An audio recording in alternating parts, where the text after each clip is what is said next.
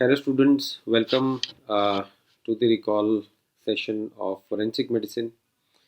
First of all, I hope आप लोगों का एग्ज़ाम अच्छा गया and I personally wish all of you best of luck. Hopefully आप सबका रिजल्ट अच्छा ही आएगा. Now, as we all know, it's a very early recall session. आज के जो कुछ क्वेश्चंस हम डिस्कस करने वाले हैं उसमें because of the fast recall कुछ क्वेश्चंस की फ्रेमिंग में कुछ ऑल्ट्रेशन हो सकती है, कुछ चॉइसेस अभी पूरे नहीं आए हैं, but I still wanted to sit and talk with you so that we can see कि कौन कौन से एरियाज़ हैं फोरेंसिक मेडिसिन के जहाँ पर हमारे 28 जैन के FMG एग्ज़ाम में क्वेश्चंस अपीयर हुए हैं. A concise recall, a comprehensive recall will later on follow. So let's begin with our first question.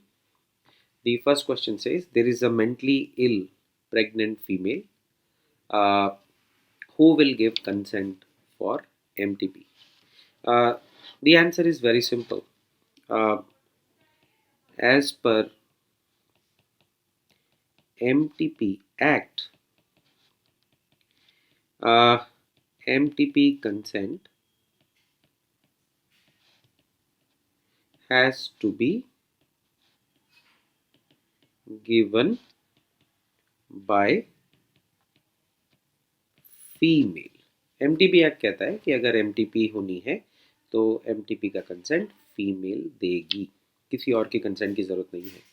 But हमारे क्वेश्चन में एक हाईलाइट क्या है, that this is a mentally ill female. It's a mentally ill female. यहाँ पर act की guidelines क्या हैं? यहाँ पर एक्ट की गाइडलाइंस है that it has to be given by her legal guardians. यानी कि जहाँ पर मेंटल इलनेस है वहाँ पर कंसेंट गार्डियंस देंगे, मेंटली इल का कंसेंट वैलिड नहीं होगा. So answer is option A, that is legal guardians. ठीक है.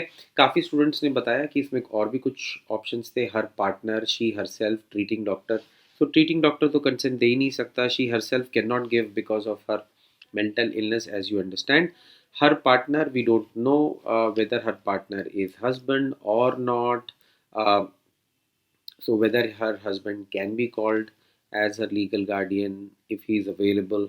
But if we go by the law, the amended MTP Act 2021 specifically says in one of its clause that if a female is mentally ill, the consent has to come from guardians. और जो कि हमारे option में दिया हुआ choice था, यही correct answer रहेगा. नेक्स्ट क्वेश्चन देखते हैं. Again from pregnancy. 22 weeks pregnant female, pregnancy because of contraception failure. So यहाँ पर highlighted point क्या है? Pregnancy is because of contraception failure. Comes for abortion, or I should say termination of pregnancy. According to amended MTP Act, what can be done?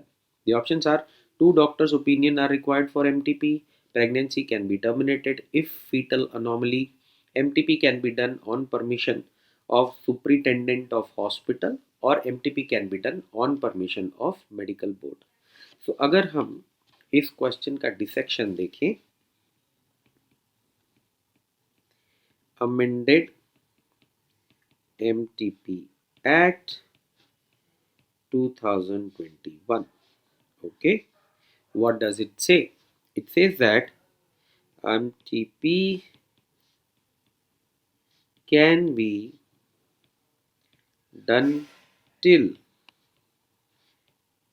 20 weeks, but in certain special category female, special category female, it can be done till 24 weeks. Okay, and beyond 24 weeks only if fear of substantial fetal malformations। Okay, तो सबसे पहले तो ये चीज़ याद रखनी है कि normally 20 weeks तक कर सकते हैं, स्पेशल कैटेगरी में 24 वीक्स तक का अलाउंस आ गया है। एंड बियॉन्ड 24 वीक्स अगर progression of pregnancy is going to develop a fetus which is having substantial fetal malformations। ठीक है, इन तीनों ही कैटेगरी में कौन कर सकता है, परमिशन कैसे आएगी?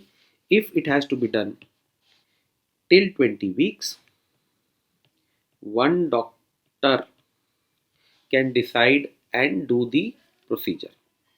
Special category of females that is from 20 to 24 weeks, consensus of 2 doctor, यहाँ पर 2 डॉक्टर का कंसेंट का जरूरत है। एंड बियॉन्ड 24 वीक्स ये परमिशन आएगी मेडिकल बोर्ड से। ठीक है, तो ये तो नॉर्मल प्रोविजन है। अब ये देखते हैं स्पेशल कैटेगरी फीमेल्स जो हमने यहाँ पर हाईलाइट करी है। Who are these special category females, right? So, who are these special category females where the pregnancy can be terminated up to 24 weeks? Number one, survivors of sexual assault or rape or incest. Minors. Change of marital status during ongoing pregnancy with because of widowhood or divorce, right? Women with physical disabilities. Then mentally ill women including mental retardation. Now comes the very important part. The fetal malformation that has substantial risk of being incompatible with life, or the child is born, it may suffer from such physical or mental abnormalities to be seriously handicapped। इस case में भी हम special category female मानेंगे उसको। Women with pregnancy in humanitarian settings और disaster और emergency situation as may be declared by the government, ये भी स्पेशल कैटेगरी है, right? So if we go back to our question, what do we find? Is there a special category? क्योंकि basically pregnancy जो contraceptive failure से हुई है, which means she could have terminated her pregnancy up to 20 weeks, but अभी वो 22 weeks की है। सो क्या ये MTP हो सकती है अभी? सो करेक्ट आंसर अगर आप देखोगे, it is given in option number B. Pregnancy can be terminated if there is substantive fetal anomaly, and if it has to be terminated, the consensus of 2 doctors will be needed, right? And that is our correct option। so इस case में हमारा correct option क्या है? हमारा correct option है option B, right? If she lands up being a special category female, it can be done, otherwise it cannot be done, right? Let's move to next question। Next question is to identify dried seminal fluid on handkerchief, which test is best? So चार option दिए हुए हैं, precipitin, acid phosphatase, Barberio's and fluorescence test. So precipitin और fluorescence तो seminal detection के लिए use ही नहीं होते, ये तो हम अपनी क्लास में भी पढ़ते हैं। ठीक है, तो हमारे पास में कौन कौन से टेस्ट हैं जो सेमिनल डिटेक्शन के लिए यूज होते हैं? एक बारबेरियोज है, एक फ्लोरेंस टेस्ट है, फ्लोरेंस टेस्ट, और एसिड फॉस्फेटेज भी यूज होता है, absolute absolute proof of semen भी यूज होता है।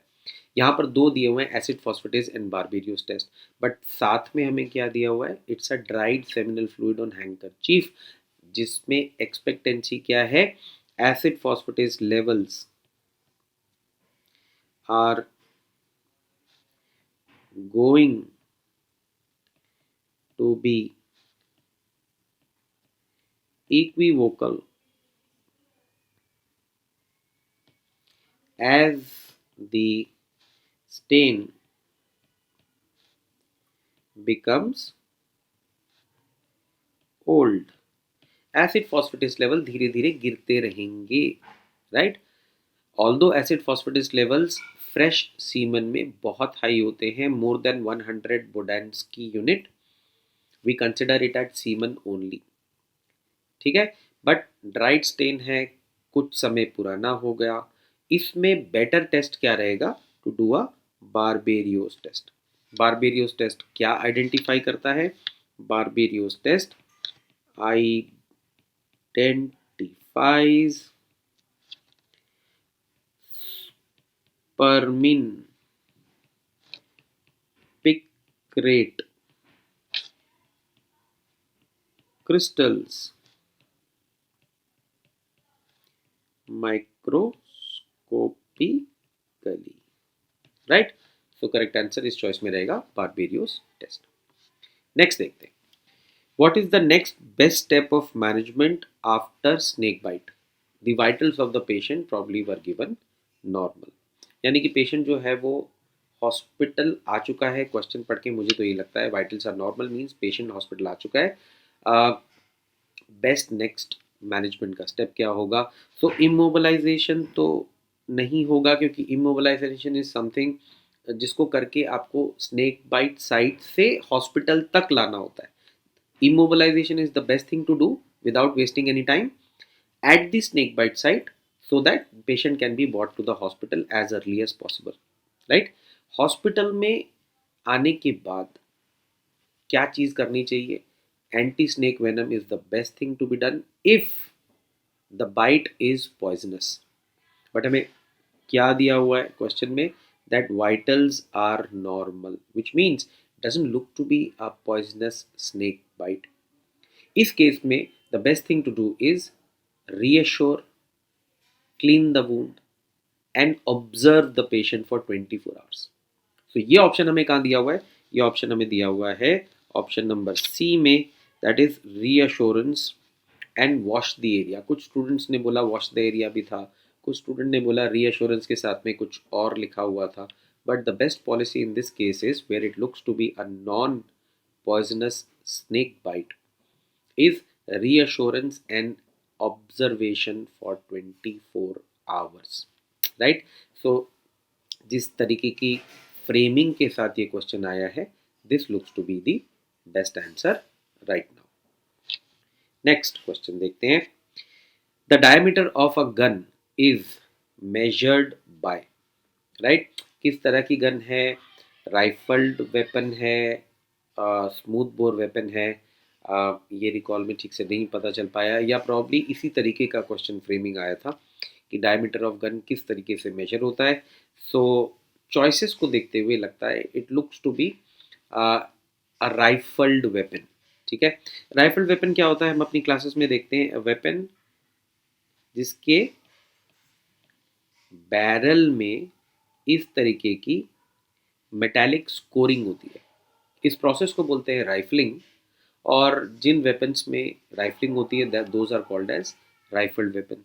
सो if we cut the uh, the barrel of the weapon, if we do a section of the barrel, तो वो हमें दिखेगा कैसे, अगर आप देखोगे तो कट सेक्शन आपको कुछ इस तरीके का दिखेगा, इसके अंदर मेटालिक स्कोरिंग्स की वजह से इस तरीके की मार्किंग्स होंगी, right.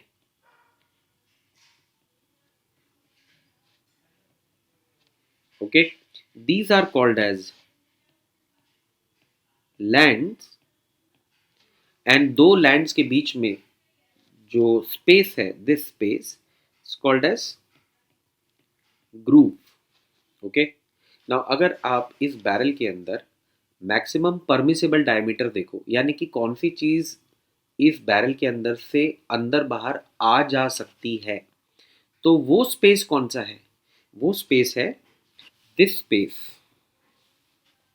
This is the space which is the maximum permissible diameter,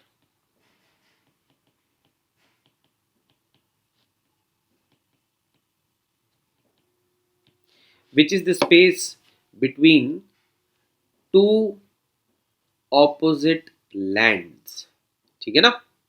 तो हम डायमीटर गन का कैसे देखते हैं, हम देखते हैं it is distance between a land and another land which are diagonally opposite. So दो डायगनली ऑपोजिट लैंड्स के बीच का जो डिस्टेंस होता है वो परमिसिबल डायमीटर है गन का। सो आई एम होपिंग कि क्वेश्चन कुछ इस तरीके से ही फ्रेम हुआ है, जहां पर दे वांटेड टू आस्क कि वो जो स्पेस है, वो जो परमिसिबल डायमीटर है, वो कैसे मेजर करते हैं। It is the distance between two diagonally opposite lands. Okay okay, let's move again to our next question, right? Our next question is, the police found some bone in open space. How will you differentiate between human and animal bone? ठीक है, तो ये बड़ा common सा universal question है। इसमें basically हमें bone की स्पीशीज आइडेंटिफाई करनी है, ह्यूमन है या एनिमल है। ऑप्शंस जो मेरे पास आए हैं वो एक ही है, प्रेसिपिटेंट टेस्ट, जो कि करेक्ट ऑप्शन है, क्योंकि प्रेसिपिटेंट टेस्ट स्पीशीज आइडेंटिफिकेशन के लिए किया जाता है, और यही हमारी करेक्ट चॉइस है। इसमें 3 और ऑप्शंस होंगे, बट वो ऑप्शंस अभी पता नहीं चले हैं, हम इलैबोरेटिव डिस्कशन में बाद में करेंगे। Okay, so right now the correct answer is precipitant test itself. Okay, next question. A woman was raped 2 years back.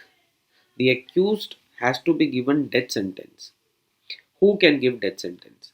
Okay, तो इस क्वेश्चन का अगर क्रक्स देखोगे ना, तो वो क्रक्स जो है वो रेप की पनिशमेंट नहीं है। The question is who can give death sentence.